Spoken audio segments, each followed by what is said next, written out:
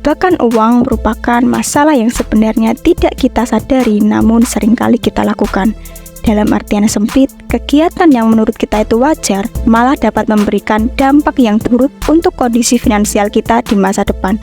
Lantas, apa saja jenis jebakan uang yang bisa membuat kita tetap miskin? Ayo kita bahas di sini. Pernah mendengar ungkapan ini? Mengikuti keluarga Jones merupakan ungkapan yang paling terkenal dan populer di kalangan Amerika. Pada mulanya, ungkapan ini muncul dari sebuah komik yang ditulis oleh Arthur Morgan.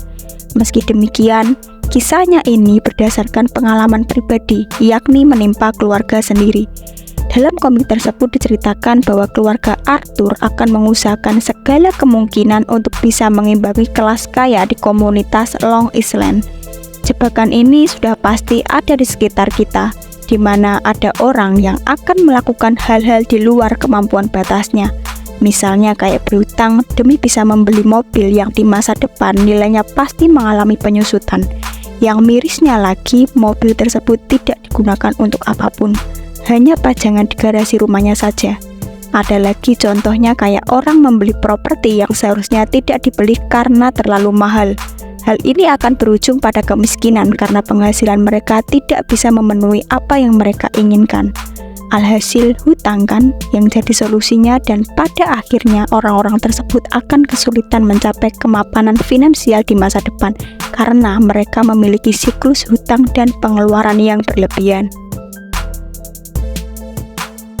Perangkap yang kedua adalah orang-orang terlalu banyak mengeluarkan uang tanpa adanya imbangan untuk menabung ataupun investasi. Seolah uang yang mereka miliki mengalir deras layaknya arus sungai. Tidak ada yang namanya pertimbangan dalam membeli apapun. Bahkan ini biasanya berkamuflase menjadi menyenangkan diri sendiri, namun malah kebablasan. Inilah yang harus kalian hindari.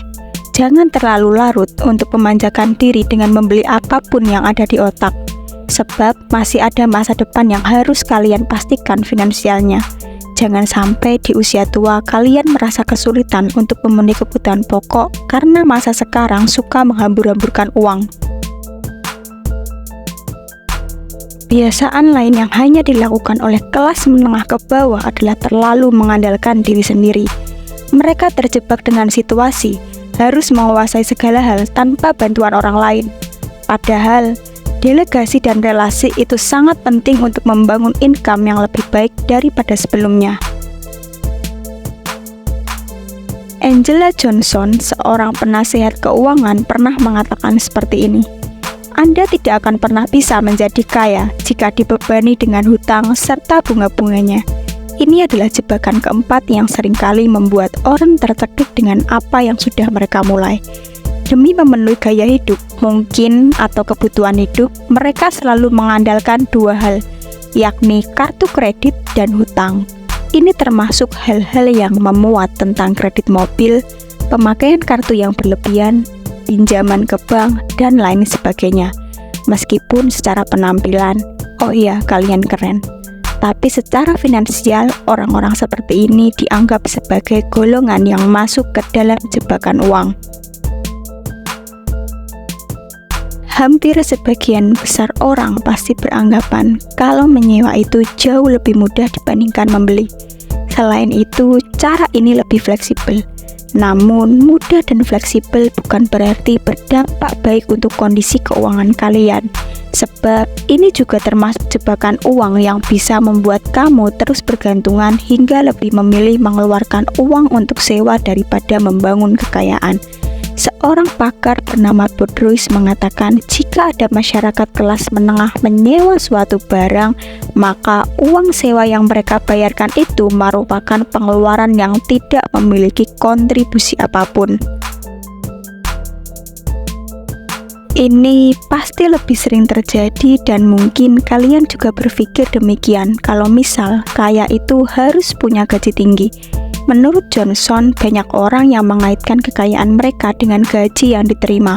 Padahal ini tidak sepenuhnya benar dan untuk menjadi kaya tidak perlu gaji tinggi, melainkan kalian hanya perlu membelanjakan lebih sedikit uang daripada yang dihasilkan. Terlepas dari itu semua, jebakan yang paling ekstrim adalah tidak memiliki rencana jangka panjang, alias dapat uang sekarang ya harus habis sekarang.